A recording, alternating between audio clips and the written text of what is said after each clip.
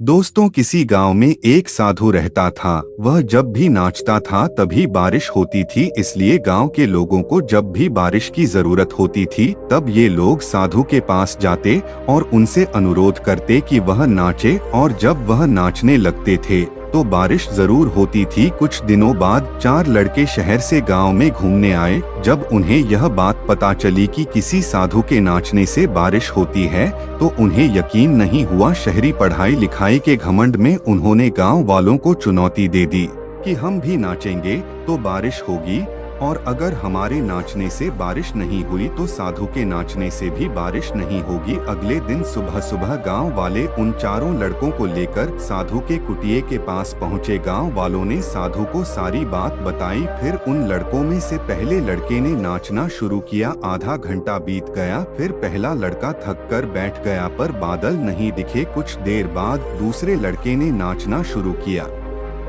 और 1 घंटे बीतते वह अभी थक कर बैठ गया। बाकी दोनों लड़कों ने भी ऐसा ही किया पर बारिश नहीं हुई। अब साधु की बारी थी, उसने नाचना शुरू किया। 1 घंटा बीत गया पर बारिश नहीं हुई। साधु फिर भी नहीं रुका, वह नाचता ही रहा। नाचते नाचते 2 घंटे बीत गए पर बारिश नहीं हुई। 4 घंटे बीत गए पर बारिश नहीं हुई, लेकिन साधु तो रुकने का नाम ही नहीं ले रहा था। धीरे धीरे शाम ढलने लगी, तभी बादलों की गड़गड़ाहट सुनाई दी और थोड़ी देर बाद जोरों की बारिश होने लगी। यह देखकर चारों लड़के दंग रह गए। तुरंत साधु से क्षमा मांगी।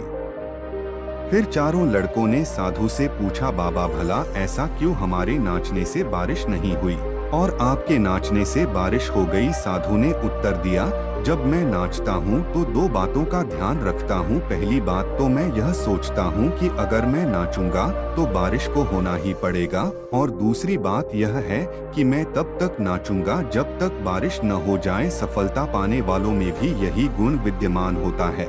वह जिस काम को भी करते हैं उसमें उन्हें सफल होने का पूरा भरोसा होता है, और वह तब तक उस काम को करते हैं जब तक कि उसमें सफल न हो जाए। इसलिए अगर हमें सफलता हासिल करनी है तो इस साधु की तरह ही अपने लक्ष्य को प्राप्त करना होगा।